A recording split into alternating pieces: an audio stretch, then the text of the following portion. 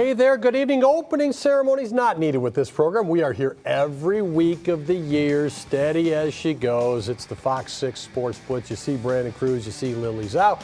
I'm Tim Van Boy. We're happy that you're with us tonight. Here's what's coming up. The ink is dry. The Packers and Jordan Love take the first step into the future. It's another up and down week for the Brewers. A former Brewers general manager makes us say what? While the Brewers and Ryan Braun walk down memory lane. And our high school hotshot makes Wisconsin history at Augusta National. So pretty good slate coming up for you before we get out of here at 11:05 tonight. All right, let's talk about that Jordan Love situation. I'm excited to have an opportunity to go out and earn this every day and prove the people who believe me right. And now I'm ready to get to work and prepare ourselves for the season ahead and chase the ultimate goal that we have of winning a Super Bowl. You can look up, Jordan. Life's okay. I mean, bring the head up there, okay? You know, spot the defense down the field. Lily Zhao, was this going to end any other way? I don't think so, right? The Packers had their man. Again, we talked about it all week. It was not a matter of if, it was a matter of when, but I had to believe the timing certainly worked out well, right? You get Jordan Love back, first day of padded practice, and just what he did all last season, right? Brian Gutekunst was asked, you know, he had a small sample size as a starting quarterback, right? First-year starter in Green Bay, really ascended the tail end of the year. So why were you guys confident that this contract, the size of the contract would be good for this quarterback? And he said it was the progress, the upside of Jordan Love is what they loved, and that's why they're confident in him being the guy. And that's why I don't think it was ever a matter of it's not going to get done, just a matter of when, and certainly it timed out well. So, Brandon, we talk about you're paying for the small sample size. What now should happen over the next few years? 4 years, he can be back in the contract cycle pretty quickly. What does he want to have happen? What do the Packers want to have happen between now and then? Well, I mean, I think now winning is key here, and I think him delivering in that matters more than anything else. I think it could be a terrible situation if this team doesn't get the wins along the way and doesn't contend for a Super Bowl. But again, that's looking so far down the line. I mean, we're looking at 4 years. So right now, they have to focus on tomorrow. Then they have to focus on the next day. They can't look at what happens on February 9th of 2025. They have to focus on what's happening in July and August of 2024. But when you look at the money they put down for him and the belief they have in him, he needs to lead this team deep into the playoffs and threaten at least getting to the Super Bowl, something we haven't seen in a while. Before we leave that graphic, look at those names there. You're not talking about the biggest winners in the game, though. Right. I mean, Patrick Mahomes, Aaron Rodgers are not even sniffing this list right now, but that's just the money. That's the market that it is right now. When you want your quarterback to stay, that's what you got to pay him. But you look at these names and, right, you look at the playoff records as well. No Super Bowl wins, you know. But, again, these are teams that are banking on the upside of their quarterback and their young quarterbacks and the talent that they can have for the future to win them a couple Super Bowls. So there you go. All right, you have your quarterback, you have your offense, you have your optimism.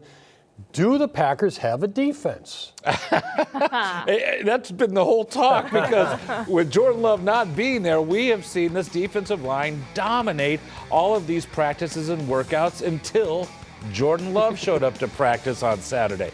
And I think what it's done is kind of had a contagious effect because you look at these young safeties who are benefiting from this. It really is shown throughout the defense, and it's not just the defensive line. They are creating the opportunities, and then the rest of the defense is there to pick up the mistakes being made because of that. And that's exactly what you want to see with a defense, one group being so disruptive that the others are able to capitalize. And we're talking about the defensive pressure guys here, and we're looking at them. Kenny Clark, Rashawn Gary, Preston Smith. You hear it all the time in that locker room, Lily.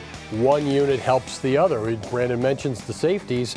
The safeties are better if these guys up front are better. They certainly are, and we saw them kind of eat, right, when Jordan Love wasn't on the field. I mean, one day I think Sean Clifford threw 5 interceptions, but that's a learning moment, and it was, you know, guys in the secondary that benefited from it. Jair Alexander looks really enthused. He looks like he's ready to get back at it. Javon Bullard, that young safety, a lot of eyeballs will be on him. I think, Kalen King had a pick 6 today in practice. So these young guys are of Jordan Love, right? And that's important. So I think, you know, when the defensive line is playing well, the secondary is able to capitalize and vice versa. So I think this is a defense, again, under their first-year defensive coordinator, Jeff Hafley. We're going to kind of see what his vision is with this defense. But so far in camp, yes, it is early. It looks mighty good so far. You say it's early. The Packers are starting early. They're starting earlier than a lot of other teams in the NFL. I think that's a calculated risk. They expect to be playing a long time. They're in. They reported before a lot of these other teams do. That's all well and good if things go well. But there's a lot ahead of this team. And I'll tell you, we've all been in miserable football conditions. It was miserable on Tuesday in that rain standing up there. There's no cover. Not that you expect that, but on the practice field, and it wasn't a driving rain or anything. You couldn't escape this stuff, and the offense had trouble with it, not surprisingly. No, and you're going to have balls getting dropped. You're going to have guys not being able to maneuver easily on the field. You were able to maneuver well, I understand, despite being stuck in that torrential rain. But what did you see? Moving like this. Yeah, I was going to say, what did you see with all that? Because it was such a unique situation. It really was a unique situation. It was dry when practice started. Otherwise, they would have gone inside right away. But then it just started raining and raining and raining and raining and raining. And you thought they were going to pull out at some point, but this is what you kept going with. I think, Lily, it was key that it was in the first couple of days of practice here, before the pads are on, before things get even more involved, because you didn't lose a ton, and you got to see some of these guys in adverse conditions. Right, and that's why Matt LaFleur said we're going to keep them out there, because you're going to experience rain in the season, right? We don't have a dome here, so you're going to want to play in the rain, get used to it, and get these young guys kind of uncomfortable, and I mean, media members too, right? Well, that part was accomplished. Yeah, no doubt about it. All right, that is the first half. We're past the first half of the baseball season. Let's switch it over to the Milwaukee Brewers.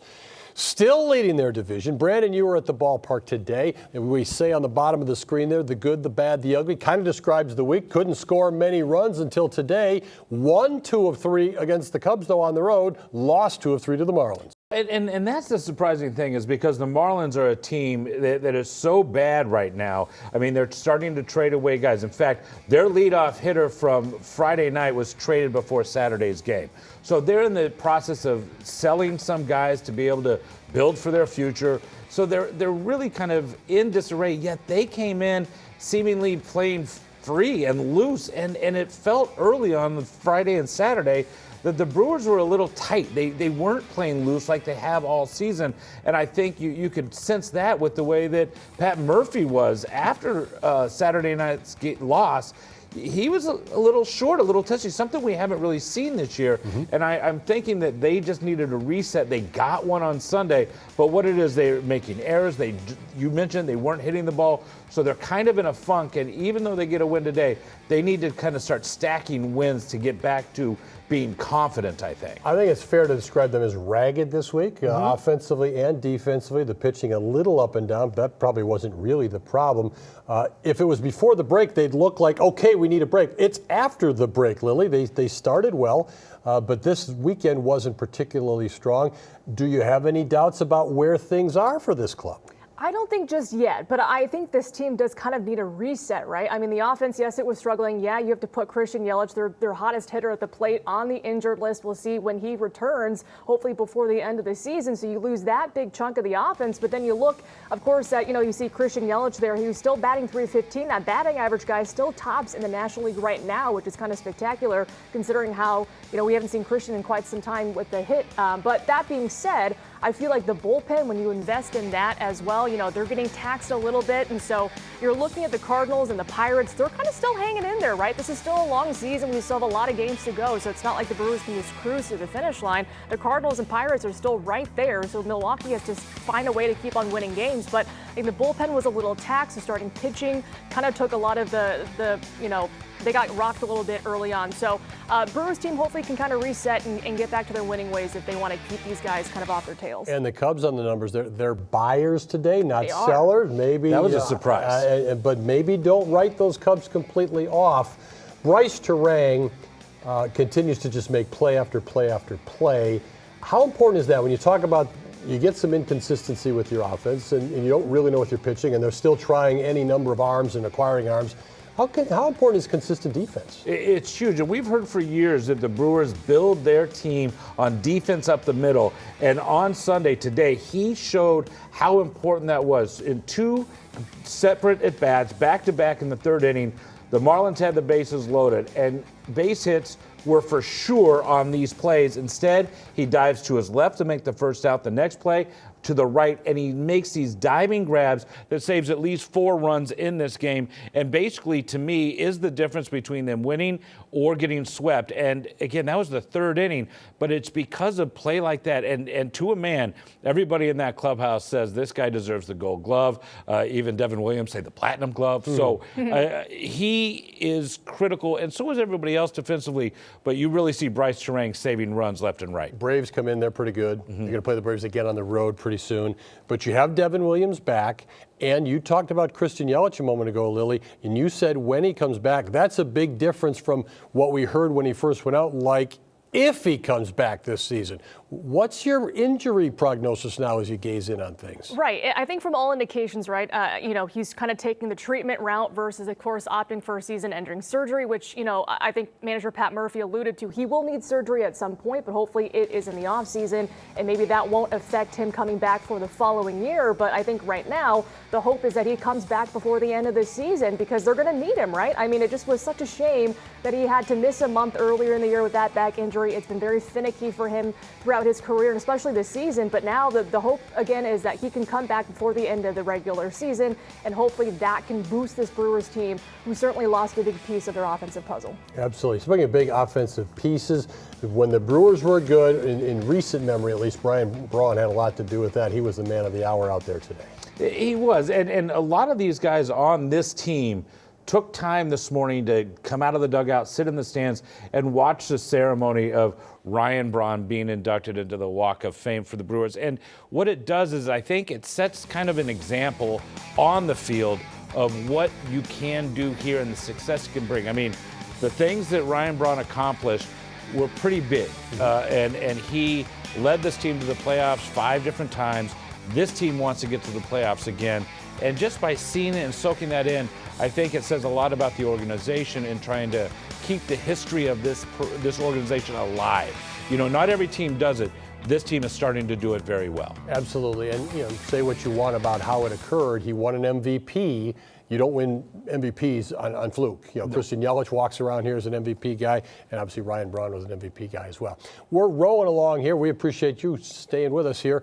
We're going to have much more coming up on Ryan Braun and Say What right around the corner. Do I vote? I don't even know if I vote for her. You really want to ask that question out of the gate?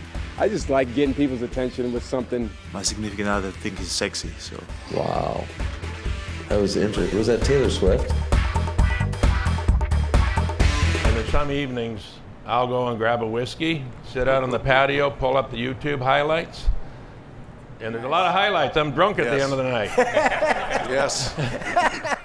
Yeah.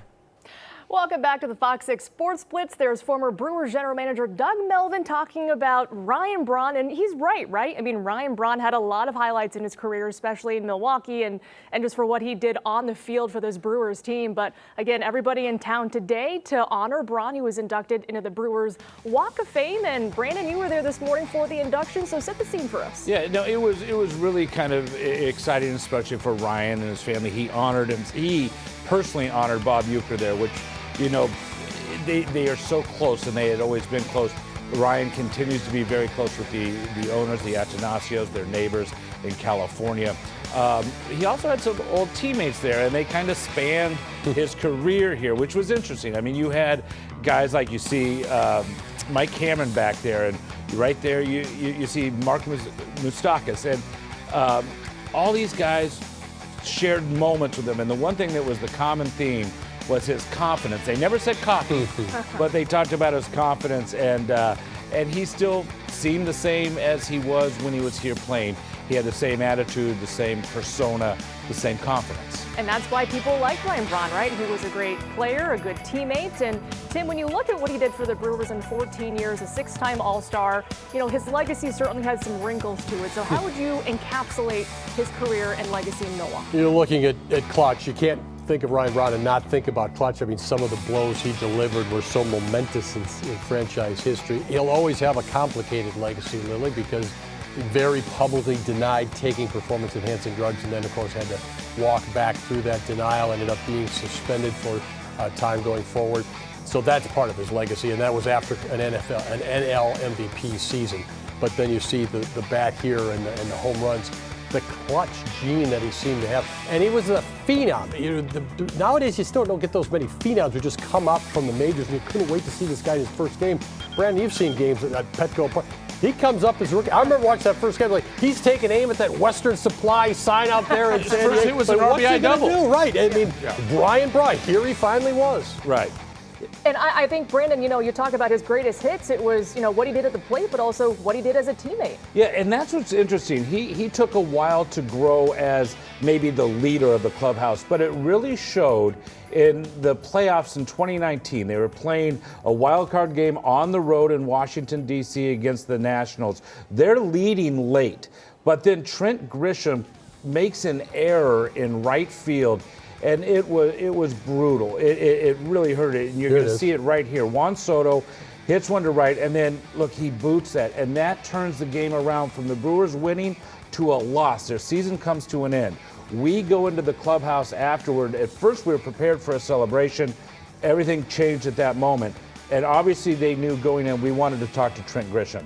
Ryan Braun was the first person to come out and make sure he talked to us, and he gave Trent Grisham as much time as he needed to collect himself, to kind of handle the situation where he had made this just terrible error, and Ryan Braun basically stood up for him, kind of guard against ran interference, basically. Exactly, and it was the first time that I really noticed what a leader he was with that group of players. And that's what you want, right? From a guy who has such a good legacy with the Brewers and all the accolades he had there. He was also honored for the Wall of Fame as well. So you talk about just what he did on the field, but it was what he did off of it for his teammates that I think also very stood out for Ryan Braun. So big congratulations to Braun, the Walk of Fame, Wall of Honor, all that good stuff, getting inducted into the Brewers annals, I should say. So that should be a great weekend for Ryan Braun, and we will be right back here on the FOX6 Sports Blitz with our high school hot shot. So keep it here.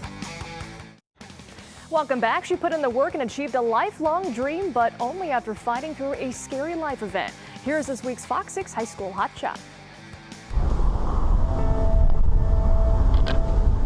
Hi, I'm McKenna Nelson. I'm a sophomore at Beaver Dam High School, and I'm on the girls golf team. Yeah, I really loved it. Just playing an individual sport my whole entire life. It's kind of weird having a team, but I wouldn't have traded it for anything. It was the day before my first high school golf meet, and I was out here on the range. I remember just swinging and just felt my heart take off. I really didn't know what a fast heartbeat was. It was at 230 beats per minute. It was easily the scariest moment of my life, just having all the doctors rush in on you. I quickly got diagnosed with SVT, supraventricular tachycardia, which is where there's an extra pathway in your heart that causes the electrical signals to not go on path.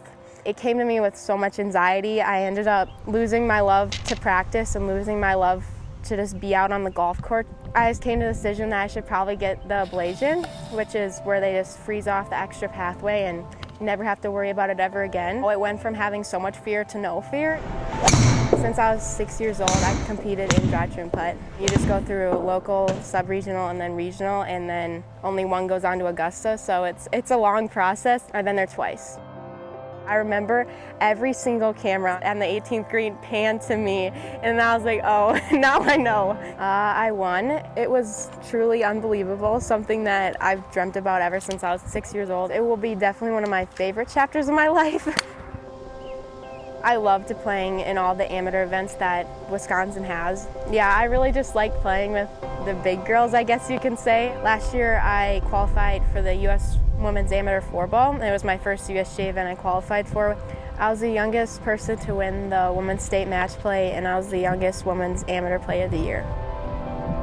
Hi, I'm McKenna Nelson. I'm a sophomore at Beaver Dam High School, and I won this year's Drive, Trim, Putt National Championship. And I am this week's FOX6 High School Hot Shot. Off the field this week, we're watching the Brewers at a trade deadline. On the field, yeah, they play the Braves here. They get a day off, and then they head to D.C. for the Nationals. And Packers training camp continues this week, and it ends with family night, Saturday night. Tim, you'll be there. Lots of inside fireworks. Lambeau. Yeah, right. Hopefully no rain. Right. What about any flies? There wouldn't be any flies there. Lily's been on the attack mode here in the studio and today. swatting some flies. You guys haven't seen it, though. You don't think they've seen it. All right, we appreciate what you have seen tonight and joining us for the Fox 6 Sports Switch for Lily, Brandon, see you.